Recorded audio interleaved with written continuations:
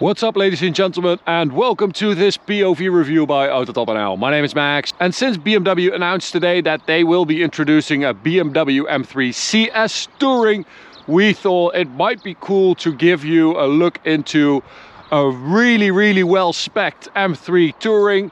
And since we drove the M3 CS as well recently, to give you sort of a comparison between an M3 Touring and an M3 CS, but also to see what it might bring in the future, because this generation M3 has so many different flavors already, and the differences are really big as well. So sometimes we drive one and we think like, this is not as good as with another one, but then you think about how is that car going to be used?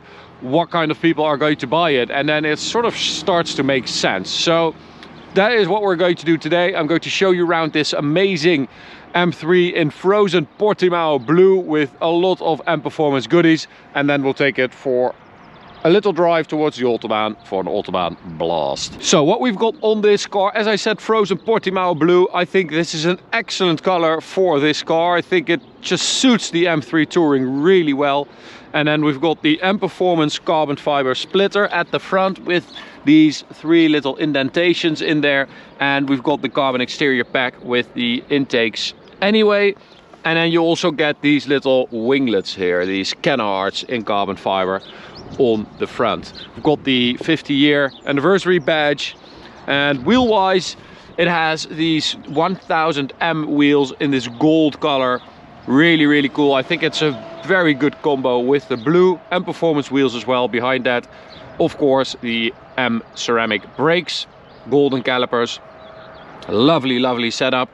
We do have these Yokohama Advan Sport tires. Not a big fan of those. I prefer the Michelins, or even the Pirellis on these M3s are actually pretty good. Moving down the side, we've got a little carbon side scuttle there, carbon fiber skirt, carbon fiber mirrors with a nice winglet there on the skirt. Of course, you don't get a carbon fiber roof on the M3 Touring, but they did install this carbon fiber cover for the antenna. And then at the rear, we've got a side skirt basically going into the rear diffuser. Nice winglet. And we've got a carbon diffuser with the M Performance exhaust in this golden bronze color. Now, I have to say, we had an M4 with this exhaust and I thought it was absolutely hideous, but I kind of feel like it works on the M3 Touring. I think the shape, that like triangular shape basically going up, stacked above each other, I think it works on the Touring body. I'm not sure why. I think because it sort of emulates the shape of the body as well, because the car just goes like that, you know. It has like wide arches, big butt, and then you have like the roof that is a bit more narrow. So I think that is why it works. I think it looks super cool. On the road, it looks mean, it looks badass. I never thought I was going to say that about this exhaust, because I hated it on the M4, but I quite like this. Also have the M Performance rear spoiler, so this is a bit bigger and goes a bit more down than the regular one, which is like just a little gurney flap on top of a regular 3 Series rear spoiler. And you also get this extension with this one, which, yeah, I'm not sure. It looks a bit cheap, but I do quite like the effect it has, because it makes the car even wider optically, which is quite nice. So yeah, this thing has been specced to the brim, and that means that, you know, it's quite an expensive car, but what a spec, right? Really love that. Now, with the M3 CS Touring, you also get a carbon fiber bonnet to save weight. Well, it's not that much weight, but you know, anything is welcome. And they also changed the engine. So the turbo pressure on the S58 went from 1.7 in this car to 2.1 in the CS that will be coming. And that means that you go from 510 horsepower to 550, which seems like, you know, 40 horsepower, it's okay, but it's not that much. But I think in reality it's actually a lot more, because it's basically the same setup you get in an M4 CSL. But the car that we drove, that CSL, has been on the dyno, and that car had 600 horsepower. So you do get a bit more power than they say, because the difference when you drive a CS compared to a regular competition, it is really noticeable. So I think you get a bit more power than they advertised, but that is only a good thing. Now, as I was saying, there are a lot of differences between the different versions of the car. And when you drive a rear-wheel drive manual, you know, the lightest, sharpest version, and then you drive a touring or a convertible, they feel completely different and they feel bad. You know, it feels like when you're driving on a B road, it feels like a bad setup because you have so much less feel in the steering wheel, the feedback is less. It feels like it's a bit more wobbly, a bit more all over the place. And with this car, of course, I think the first theory we had, like the first thing we were thinking is, okay, so from rear-wheel drive to X-drive, they have another axle, and they probably had to change some of the suspension at the front to make room for that axle, and that is why it feels a bit less sharp. Also, you have more weight at the front, so that also doesn't help.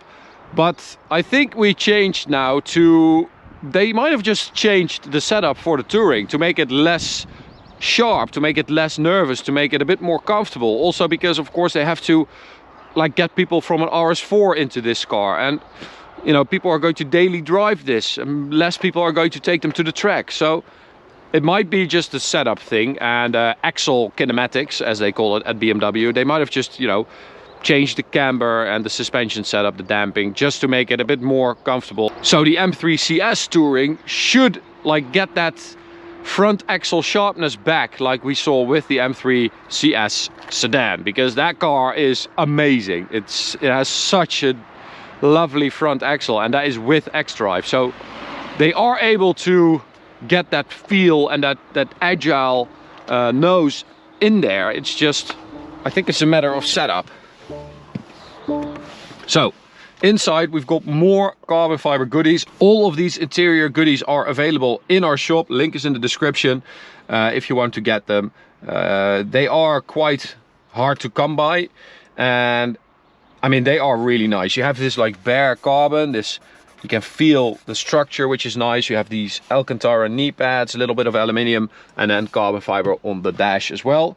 We've got the M Performance center armrest here with a nice M stitching and the logo, the steering wheel inlay as well, and the door sills.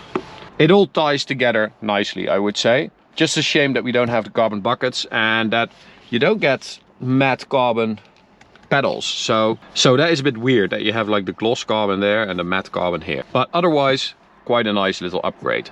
So sound wise, the exhaust doesn't do that much, unfortunately. So if I go to M2,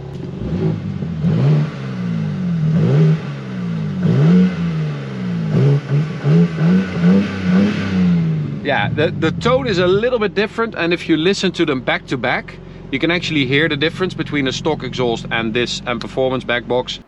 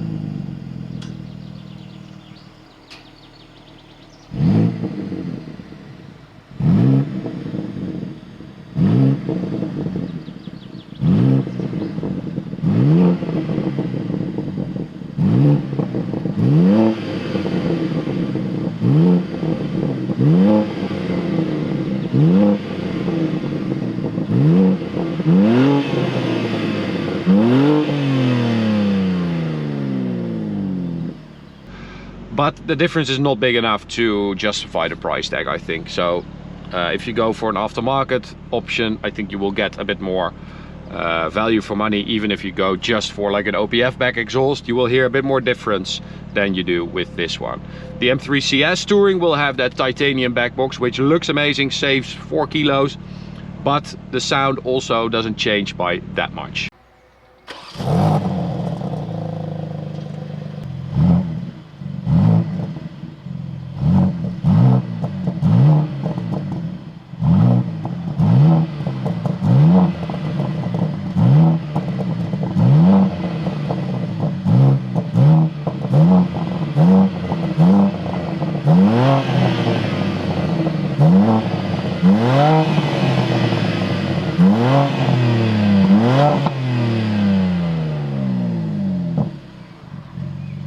So let's go for a little drive and see and feel what we're talking about when we talk about all this stuff about the setups and the chassis. Because when they introduced xDrive, you know, it is very nice to have, especially if you go and tune your car. It's a very valuable option because, you know, you can get away with so much more power, and it's still two-wheel drive if you want it to be, you know. But we always said, like, think about what you want, because it's not the same car as a rear-wheel drive. You still have that xDrive. You have to bring the weight, and it changes the way the car feels. But I think BMW just thought about how are people going to use the car, and changed the suspension setup accordingly. So even with xDrive models, BMW knows that people who buy a rear-wheel drive car are going to use it differently than people who buy an xDrive. And so maybe even there they started doing these little changes to the suspension. Because, as I said, in the end it turns out that BMW is well capable of delivering that front-end agility that we were feeling lacked a bit in xDrive models and in the Touring and in the convertible. Also, of course, you're taking a lot more weight, but it felt like it was more than that. And this actually, we're in Sport Plus, everything is in the most sporty setting, but it just feels so wobbly compared to a CS. It really does. The difference is so big.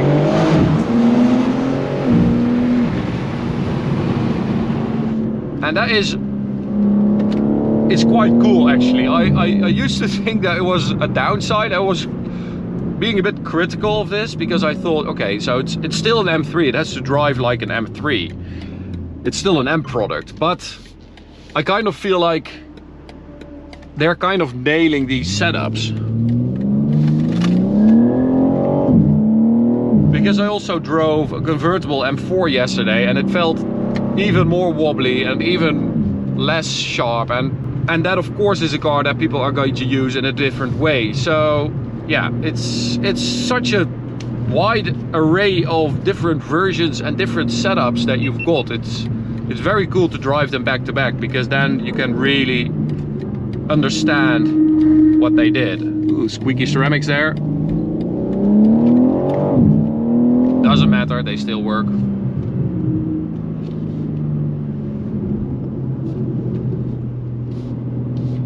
So, on the Autobahn,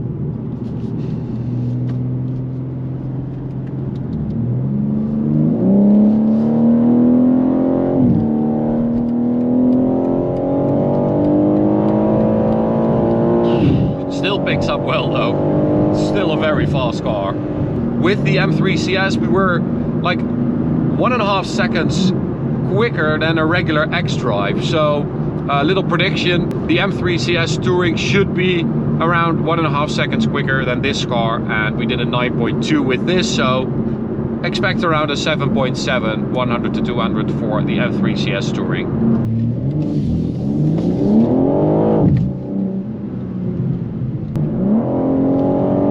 So expect the top speed of the M3 CS Touring to be raised. We saw with the sedan that it was 302 kilometers an hour, so it should be something like that with the Touring as well.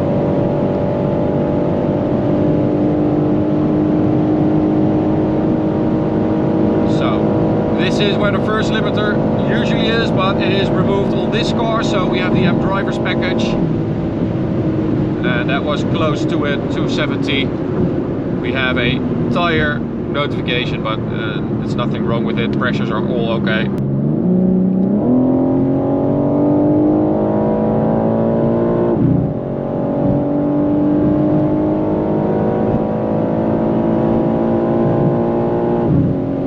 One thing I keep noticing, and one thing that is bugging me and has been bugging me ever since they came out with this M3 is that fake sound. Oh, it is so loud and so ever present.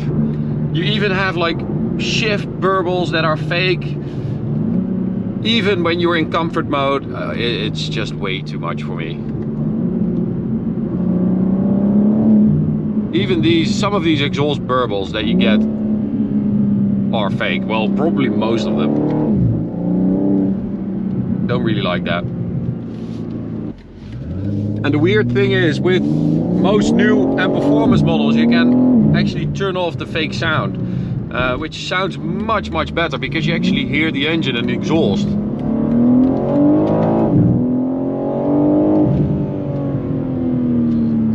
So these Yokohamas are really limited on these tires, on these wheels, on these big wheels. You can feel that it starts understeering a little bit. Of course, that weight pushes you as well.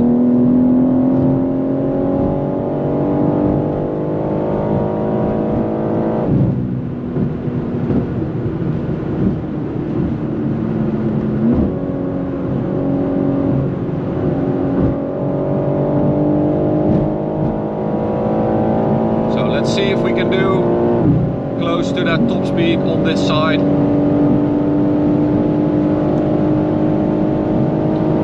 You can really feel the difference between the CS's chassis and a regular X-Drive like this. It's so much more tied down and it feels much sharper, also at high speeds. The crap.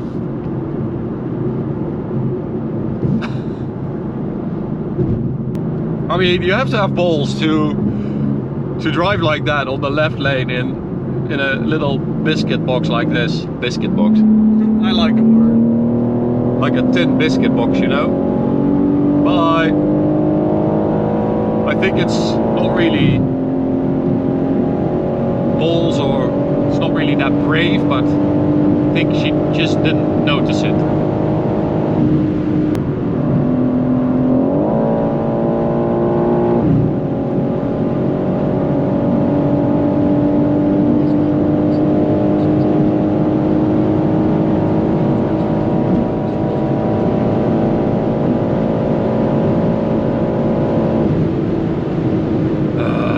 It is a bit too busy today. I'm not going to push all those gaps and spaces, and I don't think it's going to happen today, top speed in the M3 Touring, but it is something like 288, 289 on the Speedo, and it will be more in the M3 CS Touring. So, thank you so much for watching.